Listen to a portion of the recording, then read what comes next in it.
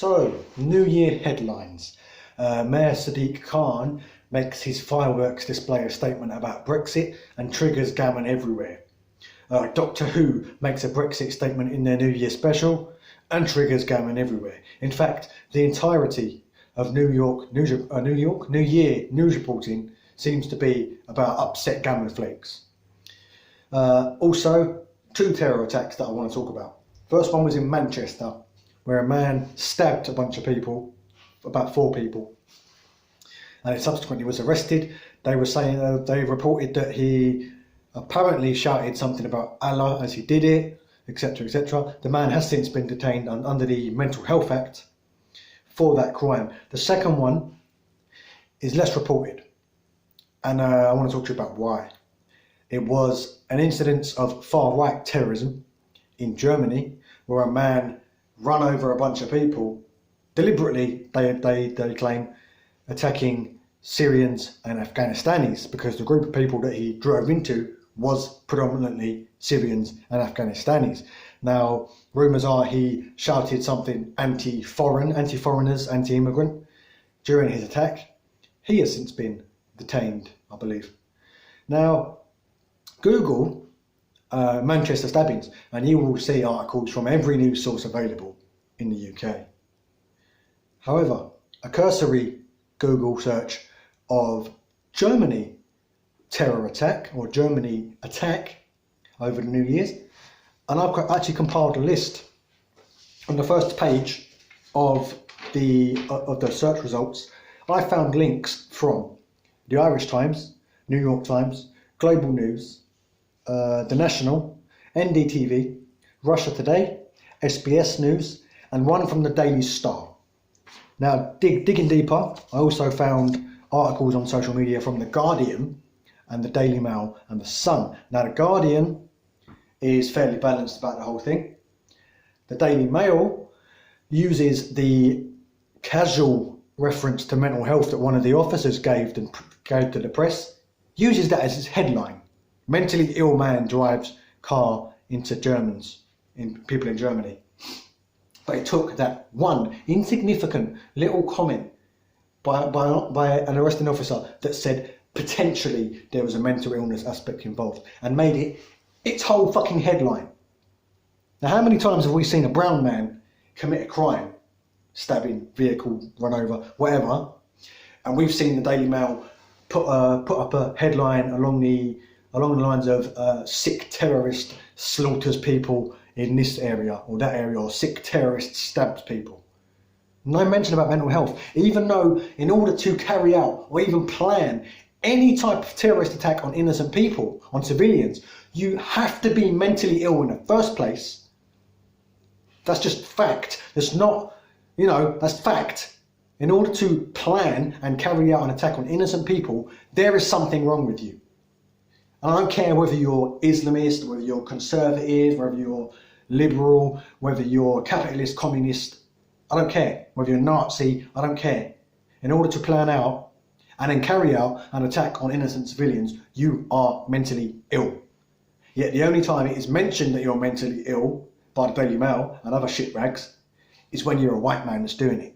If you're a brown man or a Muslim or an Islamist doing it, all of a sudden sick terrorist. And I don't disagree. The people that carry out these crimes are sick.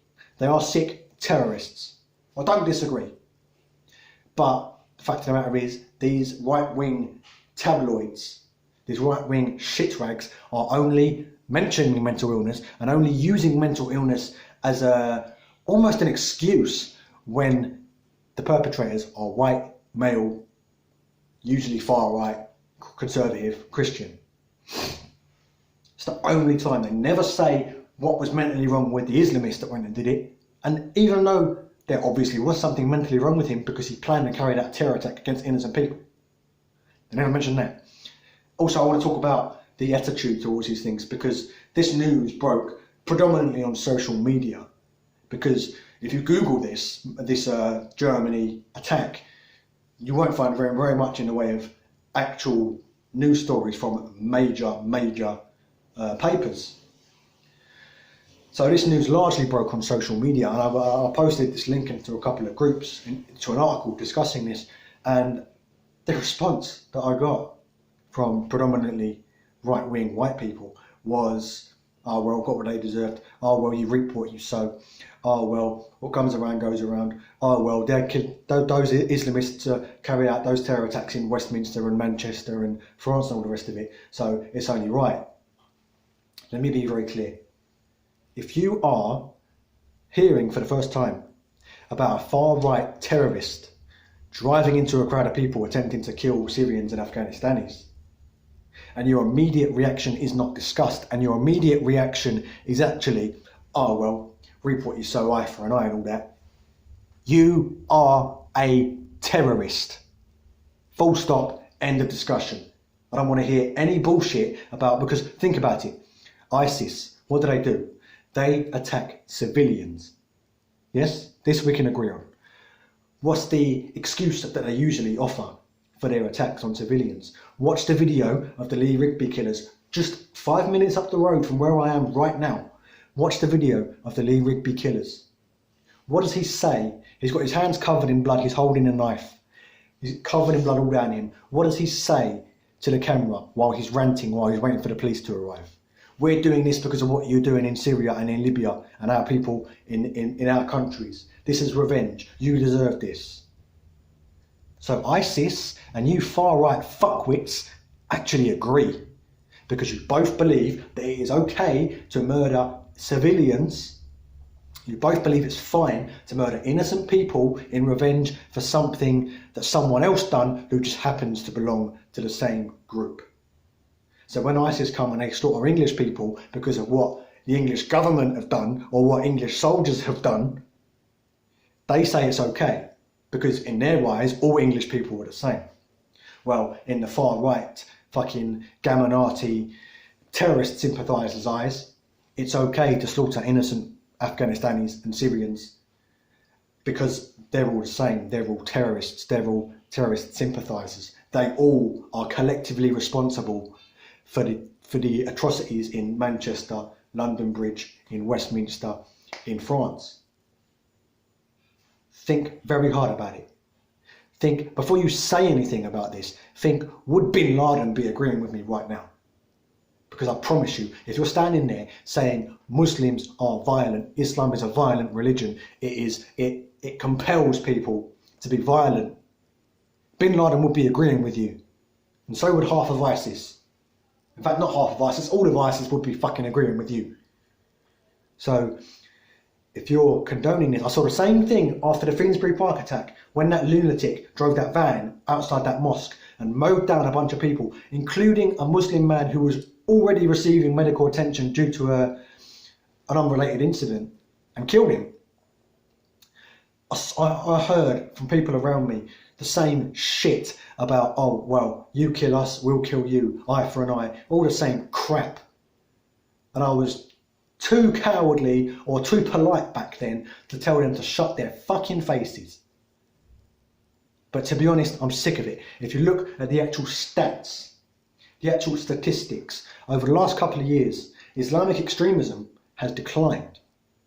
In fact, extremism and terrorism, acts of terrorism in general, have declined. The only area in which they have actually risen is far-right extremism and far-right terrorist acts.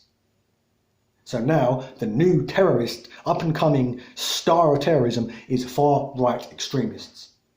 It's high time we stopped believing the shit they print in the Daily Mail, the Sun, the Telegraph, the Express, all those other fucking shit rags.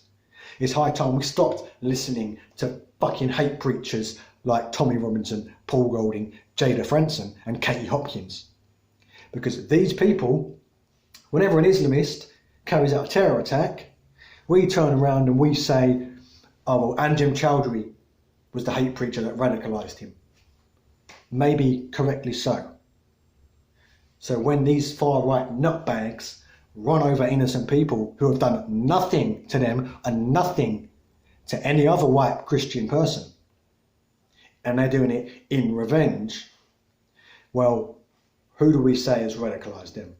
I'll tell you who's radicalised them. Tommy Robinson, Paul Golding, Jada Frenson, Katie Hopkins, the Daily Mail, the Sun, the Telegraph, the Express. All the far-right hate preachers that stoke this anti-Islam, anti-immigration hatred and fear. They're the people that are responsible for the radicalisation of people who are going out and killing and attempting to kill because they're worried that Islam and immigrants are taking over, threatening our culture, yada, yada, yada, yada, yada. All the same shit that they're gammering really right in their echo chamber. They're the ones that are responsible. It's time we start holding far-right terrorism and Islamic terrorism in the same stead and taking them both seriously. When I hear about a Muslim killing people in the name of jihad, in the name of Islam, in the name of, whatever racist, radicalist, extremist culture he's adopted, I am disgusted, as are many, many Muslims. When I hear about a far-right extremist driving into a crowd of people, murdering a bunch of Syrians and Afghanistanis, or attempting to murder a bunch of Muslims, Syrians and Afghanistanis, and they're doing it in the name of British values, or not British values in this case, but probably German values, and they're doing it in the name of nationalism, patriotism, anti-immigrants, anti-foreigner, I am equally disgusted. We need to stop acting like this kind of thing is okay and start thinking about it. Who owns all the papers that print the xenophobic, Islamophobic shit you read every single day? Who owns them? Rupert Murdoch, Viscount Rothermere, billionaires based in tax havens.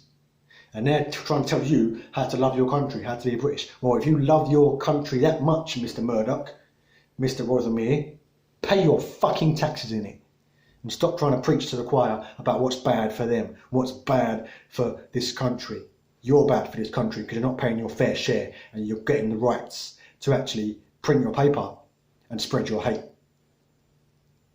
But of course, they're not going to print what's in the best interest for the working classes, are they? Because what's in the best interest for the working classes is the rich and wealthy and mega powerful actually paying their fair share and contributing.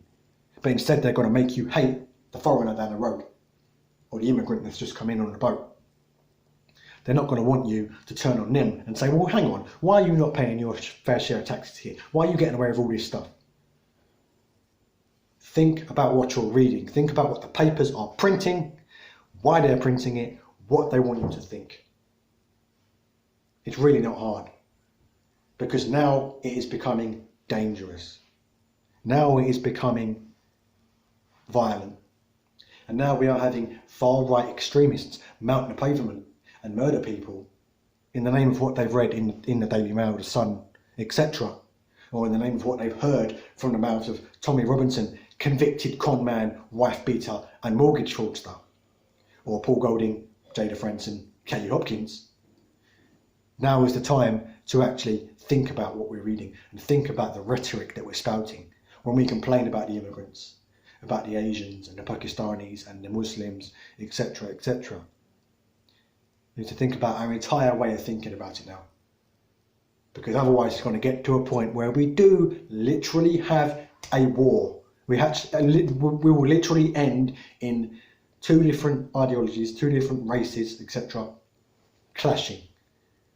Because this kind of attack and the Islamic kind of attack are only going to stoke the fire further and make communities more divided and more fighting amongst themselves, which is exactly what the rich and powerful want. It's exactly what they're after, because then you're not focusing on them. Then you're not focusing on what they're up to, which is running away with all the fucking money. So it's high time people put down the tabloid newspapers and actually started thinking. Thanks for watching. I'll see you next time.